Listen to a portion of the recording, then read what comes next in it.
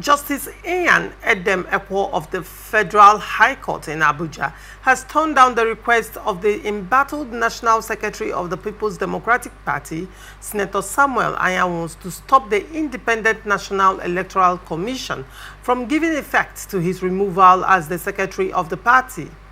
Rather, the judge ordered Anyanwu to put INEC and other defendants in his new suit on notice to appear in court to enable him to hear their sides. Anyanwu on Wednesday approached the Federal High Court with an ex parte application praying the judge to restrain INEC or any of its agents from receiving or giving effect to correspondences and written submissions that emanated or may emanate from the PDP, except those signed by him. In the application argued by his counsel, KCO Njemanze, SAN, Anyanwu also asked Justice Ekwo to restrain Ambassador Omar Iliya Damagum from forwarding any correspondence, documents, or written submissions to INEC unless they are signed by him. After hearing the submissions of the plaintiff, Justice Ekwo, in a brief ruling, held that after reviewing Anyanwu's averments in support of his suit, he was convinced that a case of urgency was established. The judge, however, said that he would not grant the request of the plaintiff through an ex parte application, but would prefer to hear from the defendants before issuing any order. He therefore ordered Anyanwu to put INEC and Damagum on notice regarding the existence of the new suit to enable them to appear in court and have their sides heard. Justice Ekwo directed the plaintiff to serve the court processes on the two defendants and fixed February 24 for the case to be heard. Ademko, what do you make of this story? I think I'll borrow a leaf from one of the books of William Shakespeare, Merchant of Venice, where the judge, in a case where someone borrowed money and asked for a pound of flesh to the court, and he said, oh, a Daniel has come to judgment. Fine. Justice Ekwo has done the right thing, given the fact that you don't shave a man's hair behind him. Absence. You must bring him before you shave his head. So asking the Damagum and INEC to be part of this, he has done the perfect thing and will take it up from there. Like I said, matters are in court. Let the court, in their wisdom, decide what will happen. And once the court speaks, everybody will obey. It's not rocket science. So I believe he has done the right thing. Put Damagum on notice, put INEC on notice. Granted, he even take a long time of adjournment. 24th of February is just around the corner. Today is 20th. Let's allow the sleeping dogs lie. Allow the sleeping dogs lie. You say, has PDP been allowing the sleeping dogs to lie? Everybody should come down. That would be the question. Has PDP been allowing the sleeping dogs to lie? Everybody should come down from their high horses and enter under the umbrella. PDP is supposed to be just one umbrella, but everybody are different horses that are they need to come down from the high horses. Political party is not a trade union, it's not a professional body, it's an all-common thing where all shades of interest and opinion must be carried along for a common cause. Some people are still seeing PDP as a personal estate, a professional body, and a trade union which they don't want to accommodate other people. Well, I haven't, over and over, I've heard it say that politics is all about personal interest, yes? And in this instance, the persons in PDP all have interest in 2027. But parties should be Some of them have interests to be in the NEC. Some have interest to be in the CWC. Everybody should. NWC, sorry. Everybody. So when you look at it, you know, everybody wants to play a role where their interests will be protected. Sure. And to a large extent, the very foundation of this crisis is not being addressed. So one would say that everything we are seeing right now in PDP would be a manifestation of a much more fundamental problem, which no one is addressing. Of course, you just said something, that the foundation, and even the Holy Book, the Bible, I think in Isaiah chapter 4 verse 6, it says, when the foundation is faulty, what can the righteous do? And you're quoting the Bible at this point. Interesting. Yeah. No, you don't even know that part you of said Hosea chapter what? 4 verse 6. Interesting. So when the foundation is destroyed, what can the righteous do? Okay. I'm a Bible scholar, so I know that part. It's very interesting to hear that side of it. Probably you have to meet in one day on the show. Of course. Both of you will, I believe both of you will agree very well. So given that fact, the foundation is faulty. And you don't build on top of nothing. For your building to be strong, for your building to stand the test of time, you must have a solid foundation. So since the foundation is faulty, these are the kind of issues we have. And a party that is going in for opposition, as an opposition, going for an election in 2027, 2 years from now, with this kind of crisis, no, I don't when think you're we looking are at PDP ready. crisis now, the level of defection of, people from PDP to APC, not just, grassroots supports, not just is PDP losing grassroots supports, but you're also looking at figureheads in different states defecting from PDP to APC because, see what's going on in the party and how it's going to affect their chances of, re-election or being elected in 2027. We're talking about the gale of defection that is going on now. For me, it's like the football season, where we have the mid-season transfer and end-of-season transfer. So what's happening now is mid-season transfer. By the time we get to election proper, that's end-of-season transfer. That's the most important one. So at this point, what's happening now, I think it's still a case of people trying to gather momentum, people trying to shape their interests. And once your interest feels threatened, I think you need to move to somewhere where your interest will be accommodated. So that's what's happening at this point, where some persons have left the party. They have 2027 at the back of their mind, so they want to solidify their grounds for 2027. So at this point, one would say that we are tilting to a one-party state. God will not allow us to have a one-party but state. What can you say? Can you say Labour Party, on the other hand, also has its crisis?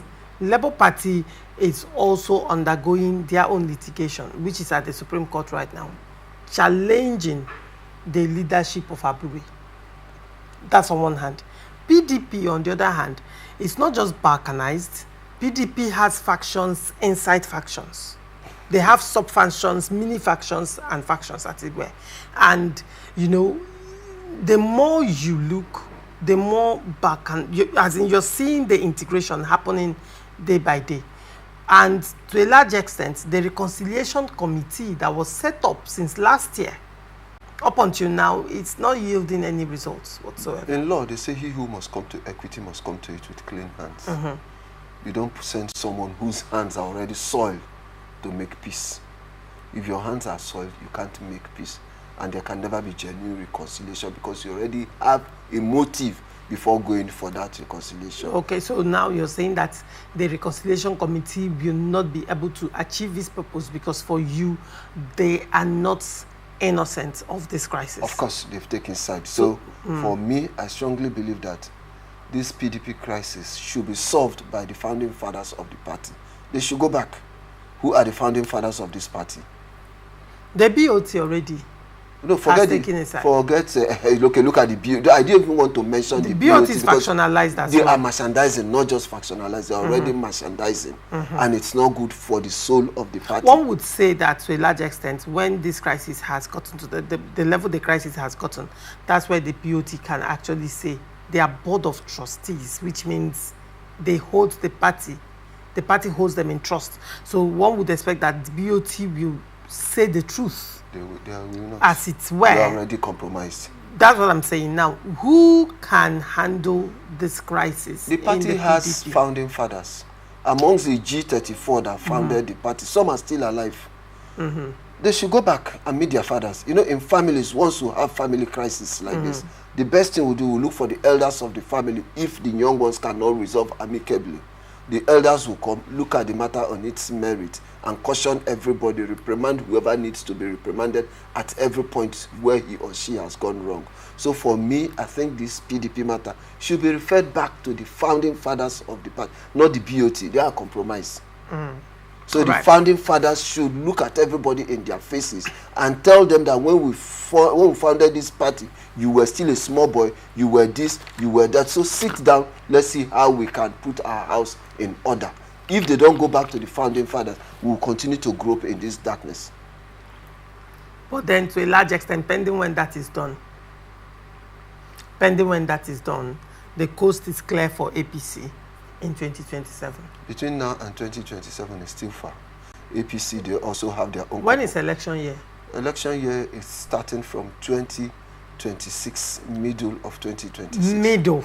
And did you just say middle of 2026? Election has started. No, it has not started. As far as I'm concerned, what we're doing now, as far as I'm concerned, it started since last year. No. Lagos State, for example, have been, people are now coming out to say, oh, this is the person we want to be the governor of Lagos State. A group is saying, oh, we are calling on, even though one would say, you understand the handwriting on the wall. Let me tell you. Even Abure already saying, oh, we are no longer quarreling with Alex Oti of Abia State. Our tickets are still open to Alex Oti. P2B is still very much. Abure is already saying, oh, the Igbos, the Labour Party will support the Igbo, will support Igbo presidency in 2027. Alignments and realignments, stories of mergers, alignments, secret meetings being held by politicians, right? Because everything is tilting towards 2027. So saying that middle of 2026 is when election proper or campaign election season started earlier than expected in Nigeria. Now, can I tell you something? Go ahead. I can say it for free, is that at this point, what's happening now is pure merchandising. What's happening now, it's not even horse trading. They are now merchandising. Horse trading is quite different from merchandising. Horse trading is you do for me, I do for you. But now some people are doing for pecuniary gains to line their pockets, and it's not good for politics. Is there any time in Nigerian politics that it has not been about pecuniary gains, please?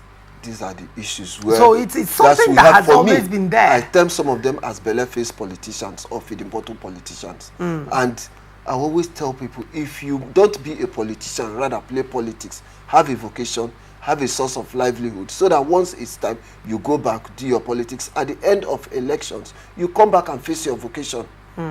People must not feed fat on government. People shouldn't see politics as an investment or a business where because I invested 1 million naira, therefore at the end I'm supposed to get 10 million. If you want to do that, go and gamble. But politics should be something that is service to humanity.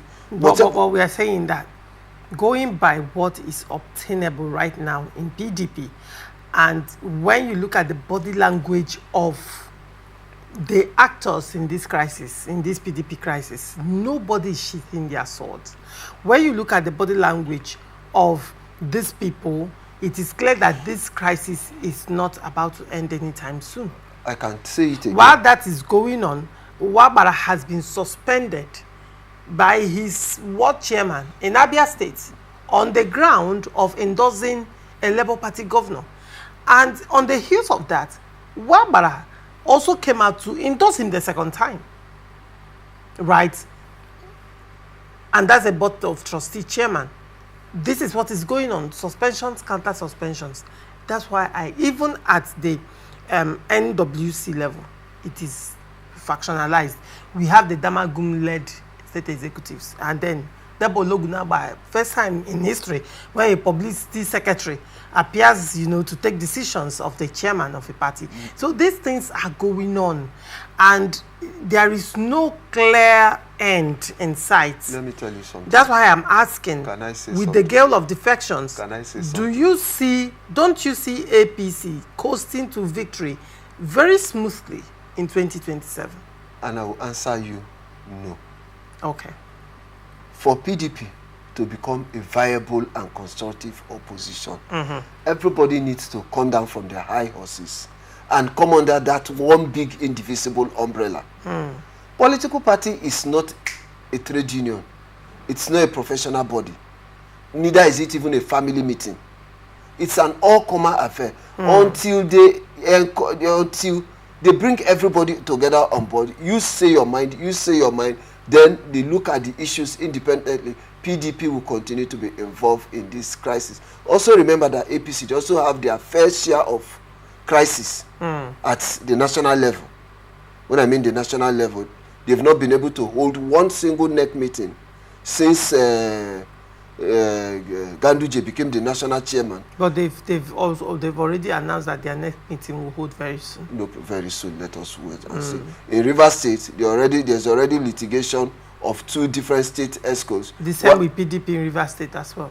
So everybody has their own. But APC appears to be smarter when it comes to, you know, bringing the house together. It played out in Edo State Guba elections. See how APC was able to, you know, close up the ranks and file. Yes, you could see how they were able to put their house in order. PDP had similar crisis that APC had, but APC was able to close up ranks. PDP could not. You know why? It cost them the election. You know why? Even with the power of incumbency, you know why so much like that in about. APC? Everybody came down from their high horses. I saw in PDP, everybody must come down from their high horses. And that's why I said personal interest it out still boils of down this. to what I told you, or I asked you. You say everybody has to come down, has to, for it to happen. Now, from everything you can see, it appears that their egos are bigger than, well, and nobody is appearing to want to even come down from their high horse. Yes, you know why? I see politics at the national level, just like the game of football. Why I say it's a game of football? The only thing that unifies and binds the players in football, wherever you come from, whichever part of the country, is that round leather object and that goal post. All right. All right. So in PDP, everybody should come down from their high horses, look at the object, all right, think outside the box, and have a goal. All right. So, very well.